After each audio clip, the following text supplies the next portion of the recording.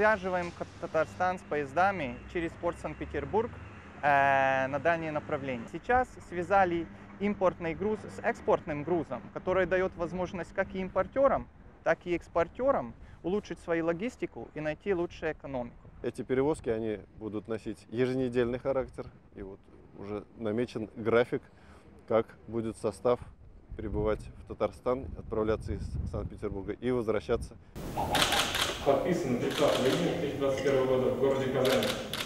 Это важный момент как и для компании Maersk, так и для Республики Татарстан, потому что мы сейчас делаем первый шаг нашей большой работы, чтобы включить Татарстан в международную сеть перевозок.